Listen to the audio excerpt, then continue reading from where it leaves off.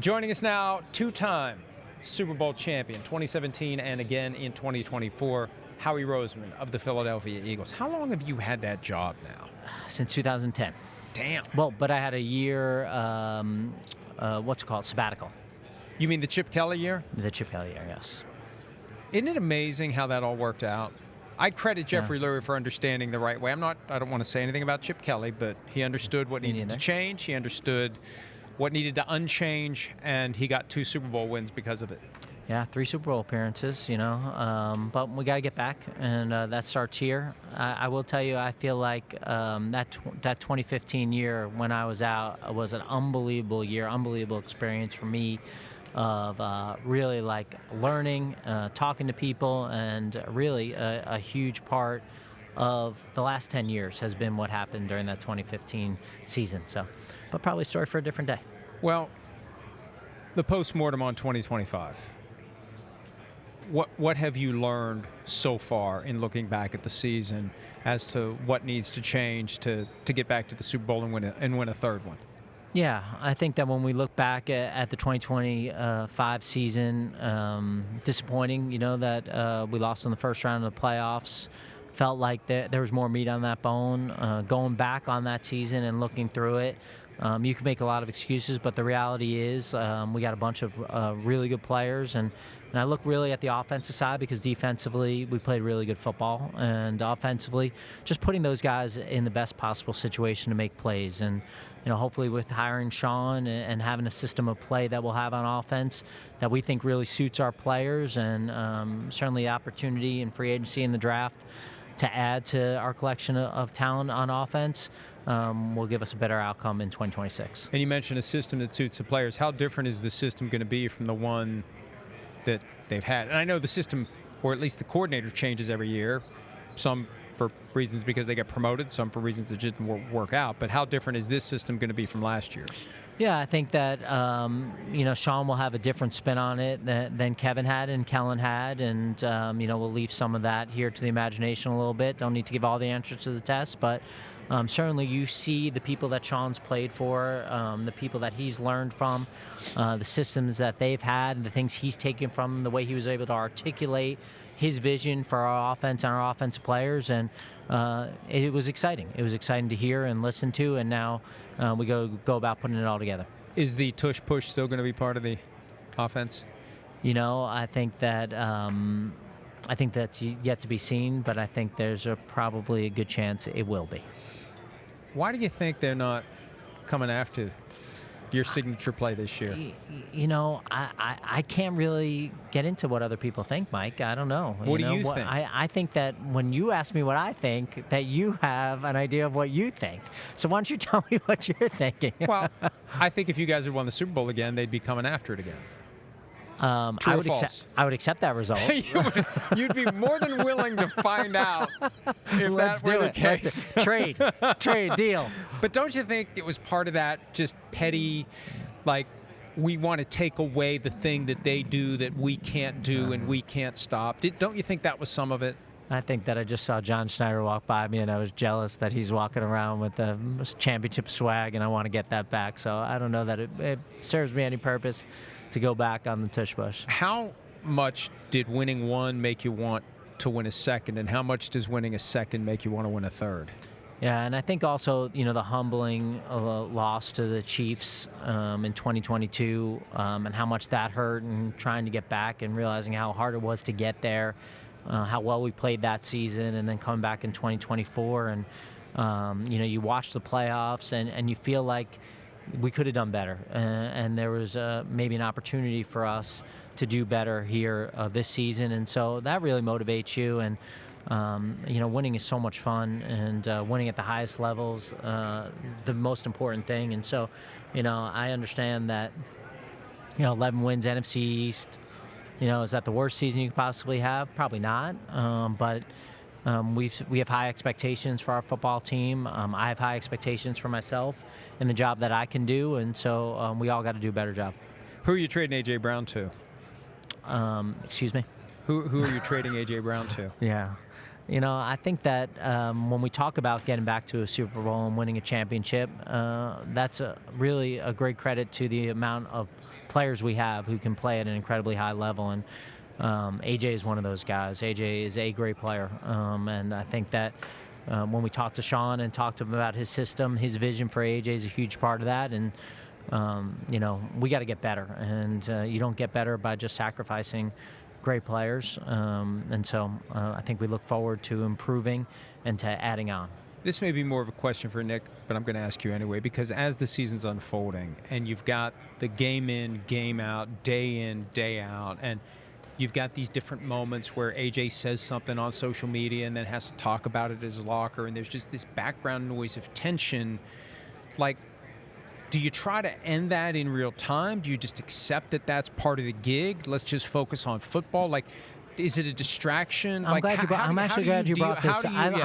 this up because I didn't mean to interrupt you. No, maybe you're I fine. did. No, maybe I did. the question was too long, so it needed to stop. I think that sometimes what's going on outside isn't the same we feel internally. And so I think like AJ is a fearless competitor who loves to play, who loves to win.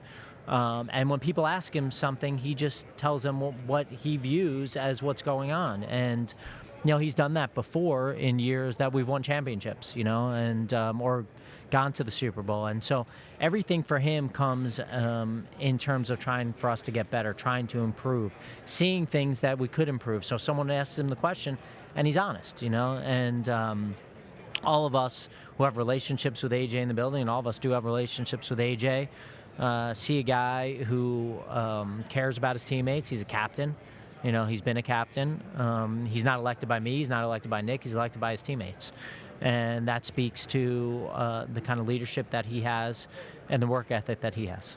My take on it was when he made the comments after he was on the live stream and said, get rid of me if I'm in your fantasy team or worse to that. In fact, my take was he was sufficiently selfless that he was willing to be characterized as selfish in saying what he said, that he's concerned not about his numbers. He was concerned about the offense improving to the point where it would be able to compete when the season's on the line.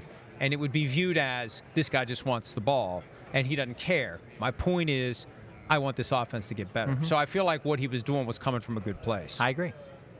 So that's what I was saying, kind of, but in a different way. Right. You said it more succinct. I just wanted to make sure we're on the same page. We're always on the same page. Is he going to be on the team?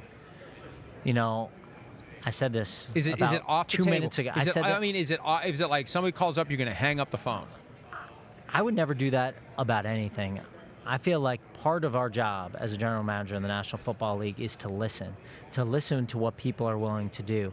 If you don't listen, you may lose an opportunity to do something. So I don't want to not listen to anyone calling me on anything, because there may be something that I say yes to that I wasn't prepared to say yes to. And if I sit there and someone calls me on anyone and I say, hey, I'm not even going to listen, I don't know what they're going to offer. And my job is to make the team better. My job is to take 53 guys, build and develop a team that can compete and eventually win a championship. And how do you do that? You have to make a lot of decisions to do that. And so in the course of that, if there are opportunities that come up that you weren't prepared for and you just say, hey, I had this plan and I'm just stuck on this plan, I can't deviate from that plan, I don't know, in my opinion, if that's the best way to run the Philadelphia Eagles. Why do you believe there's a perception outside the building that there's some kind of beef between A.J. Brown and Jalen Hurts? I can't really speak to perceptions that go on outside the building. What I'm fortunate to be part of is the building. And so I feel like I have a really good feel about what's going on inside our building, what the relationships are inside our building, between our players, between our coaches, between our front office. And at the end of the day, I'll make decisions based on what I know, not on what I hear. I actually like that line. That was pretty good. Oh, thank you. That's pretty good. We should save that. I may steal it at some point. Not that I have any reason to have this similar. But your job is to go on what you hear, not what you know. Yeah, that's good. I like that. That's true. Vic Fangio. Man, we always come up with something on our time together at the Combine. I was surprised when I saw that he was thinking about retiring. How close do you think he came to Yeah, calling it a I'm not career. going to talk for Coach Fangio, but the guy is at the top of his game. He's an Did it scare you? I'm sorry to interrupt you, but you're like, holy shit, he may retire? we just talk about losing good players. You know, good players, good coaches, good people. You don't want to lose any of those people. And so I think he's at the top of his game. I think that he's got tremendous respect from our players. A lot of the celebrations that our players do are out of appreciation for Coach Fangio. We got a tremendous defensive coaching staff, and I think that when I go to bed at night and understand that, hey, I'm going to bring in players and they're going to be utilized to the best of their abilities because of Coach Fangio and our defensive staff. So really excited to have him back. Now, knowing that, and if you know Coach Fangio, you also know, that he's going to want to continue to get better on defense. And so, throughout this process, throughout the free agency and draft process, he'll be in my ear and talking to me about guys he likes. Jalen Carter eligible for a new deal. Will he be getting one before start of the season? Well, I think when you look at it, really, we have a tremendous amount of starters coming up off their rookie deals who are eligible for second contracts. And so the challenge is going to be to keep as many as we possibly can, including Jalen, of our really good players. I think that since Coach Sirianni's been here, we've had 15 first and second day picks, and 14 of those guys have ended up starting for us. Wow. And so that's a lot of guys to try to re-sign. It'll be hard to re-sign all of them, and we still have guys on our team that are in their second contracts. That almost sounded like a humble brag. You got 15. It's just the facts. 14 man. are It's starters. just the Not facts. that I picked them. Just the facts. But you picked them. We're not talking about the level of play, right? True, but they're starters. Well, the team's doing okay. Sometimes you see that. You see this like, hey, they had the most rookie snaps, but we're not talking about the quality of play. Right. You may think they're not good players. But you have guys who are contributors, to your point. Contributors who are getting to the point sometimes where... I feel like that's an easy way for you to take a backhanded shot. No, I didn't want to. But your point is... Where's Sims when I can use him, Well, he'd be hitting me at this point. Yeah. My point is, to your point, you got guys that are contributors, and they've earned a second contract, and there's only so much cap space to go around.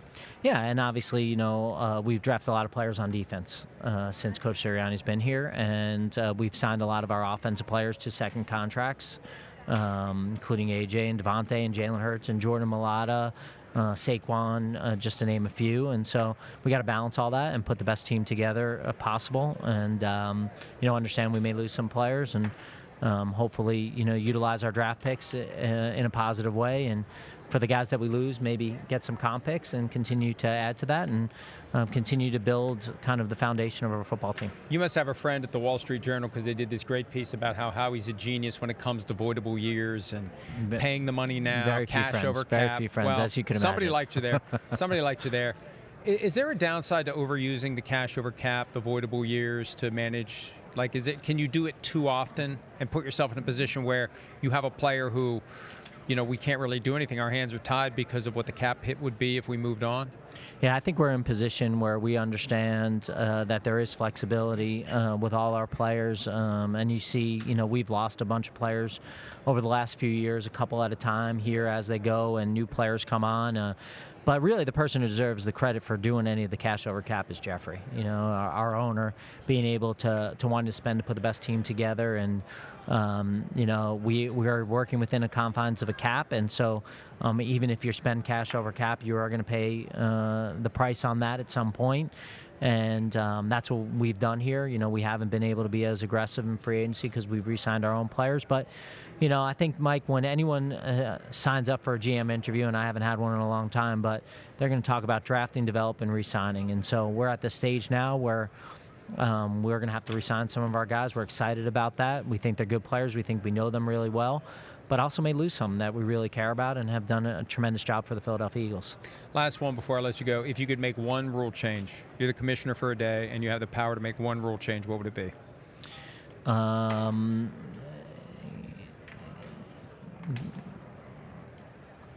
I don't know, Mike. Come on, the wheels were turning, and then you decided I was just going to give up. Or you thought, man, I probably shouldn't say that. That could come back to haunt me. Yeah, I don't want anything to come back to haunt me. All right, well, Thanks you for do a having good me. job of that. Good to see you. Good to see you, Howie Roseman, Eagles GM. Same We'll place, same back. time next year. Yeah, it's set. It's already set. Can't wait. Remember that, everybody. He's got to be back next year. We'll be back with more from the Combine right after this. Hi, it's Mike Florio. Thanks for watching PFT on YouTube. Hit subscribe for the latest news and analysis from Pro Football Talk.